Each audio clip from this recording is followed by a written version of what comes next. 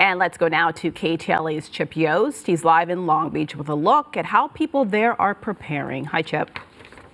Yeah, hey there, Karine and Rick. A lot of areas here in the Southland prepping for this storm, especially here in Long Beach. You see all the folks in line here to try to get sandbags. They just had a front loader bring in another load of sand in there. They've had lines here all day, which you can't probably see beyond the line of people here.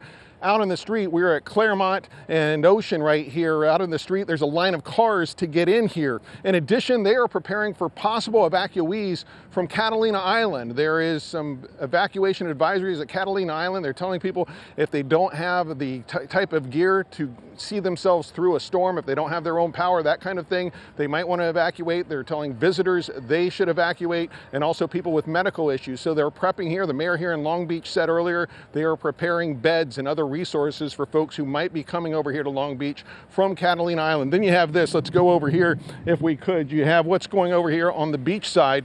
We are at, like I said, in a beach parking lot over here. When we get over here, what you're going to see are some of the berms they have been putting up. They've been putting berms up along the beach here, especially to try to where those homes are located. So if you see right over here, you can see some of the work being done on those berms. We're going to talk more about that here in a moment. First, let's show you some video. This isn't the only area where they're doing preps. If you look at this video here, this video is from Redondo Beach, from the harbor. The harbor there, they say they're not fully concerned about the harbor being impacted. What they are concerned about are boats going out of the harbor because of the high winds they're expecting. They are afraid that some of those boats could get themselves in trouble, so they're advising the boaters there to not go out into the ocean, just to keep their boats in the harbor for now. Now, we're going to come back live right now. We're going to talk to Captain Jake Heflin with the Long Beach Fire Department.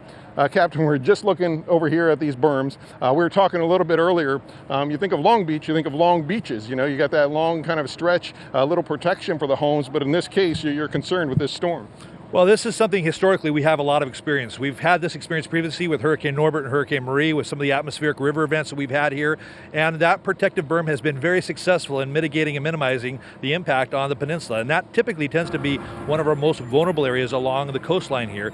Again, but in addition to that, we want to make sure that our entire community is ready, and that's why we're not taking this lightly. We are preparing our community, and you can see that by the sandbag operations that are going on. Yeah, I think they're showing some video of that sandbag operation right now. We've seen lines of people just coming and coming. You keep reloading the sand.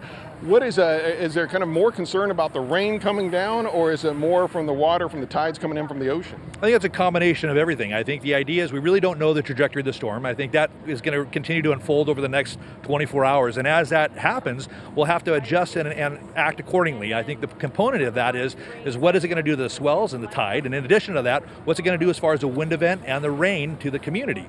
So if you live in low-lying areas that are historically vulnerable to flooding, now is the time to prepare. And it does seem, just from the lines we're seeing, a lot of your community are taking these warnings seriously. Any advice, is there anything, people, messages that you don't think are getting through enough to some of the folks here?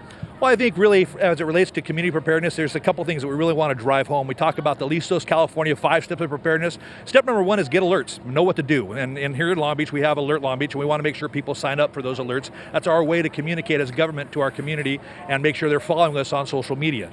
In addition to that, we also talk about step number 2 is make a plan. If you have to move somewhere and go somewhere in an emergency, have a plan with your family. Have that conversation tonight. The third thing about it is packing go bag. If you got to pick up and go, make sure those essential items that you need are with you and easily taken with you when you need to leave. The fourth thing we talk about is building a stay box. If you stay at home, lose power, make sure you have enough food and water to take care of your family. Talk about a gallon of water per person today, and that's about 2 quarts for consumption and 2 quarts for personal use. And the fifth and most important thing is help your family, friends, and neighbors. Because together we're stronger. Together, that's what makes Long Beach ready and resilient. All right, Captain, thanks very much for helping us out there. So you heard there a lot of preps, a lot of good advice there. And this isn't the only place where there is a lot of preps going on. We've visited a few fire stations in the region where they weren't so fortunate to have all this sand right next to right next to a beach where they could bring it in. We talked to some of the folks at some of those fire stations. They said if there's no sand there when you go to your local fire station for sandbags, check in later, because they are trying to replenish sand at all these regional fire stations where they're telling people they can pick up sand. If you go there, you might be surprised that some of the sand is gone, but they said just keep checking back because they are trying to replenish those locations as quickly as possible. For now, reporting live here in Long Beach, I'm Chip Yost, KTLA 5 News. Yeah, great advice and some great work on the ground there. Chip, thank you.